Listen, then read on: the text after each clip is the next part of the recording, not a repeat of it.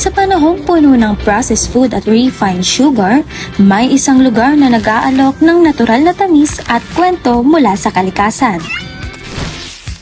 Matatagpuan sa Bukawi, Bulacan, ang Karilagan Stevia Farm Cafe, isang farm-to-table restaurant na gumagamit ng stevia leaves bilang pangunahing pampatamis. Sa halip na refined sugar, stevia ang ginagamit sa halos ng pagkain at inumin dito. Isang halaman na kilala sa iba't ibang kultura bilang natural na pampatamis. Direktang inaani ang stevia dito mismo sa kanilang lupain. Kontrolado ang proseso mula lupa hanggang lamesa. Well, 0 calories, 0 cholesterol, tapos this parang nagdi-detox.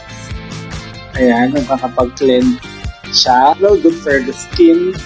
Ganda din siya sa skin, ganun. Pinakapatok sa kanila ang churros with chocolate dip, na talaga namang manlalaki ang mata mo sa sarap.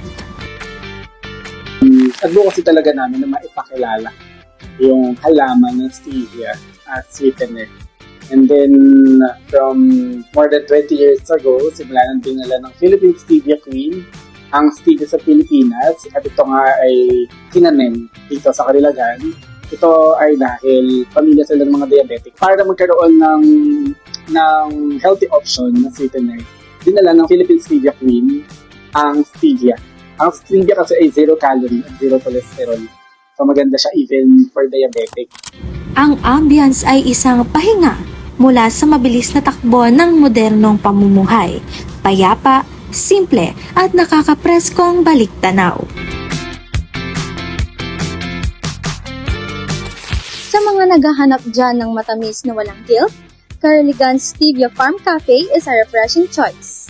Isang paalala na may espasyong nagbabalik sa atin sa kalikasan habang tinutulungan tayong maging malusog.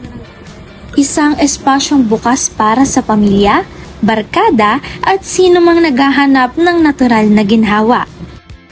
Dahil ang tunay na tamis ay ang ginhawang nagmumula sa lupa at ipinagmamalaki ng komunidad. Shane Sangalia, Sabia Herald.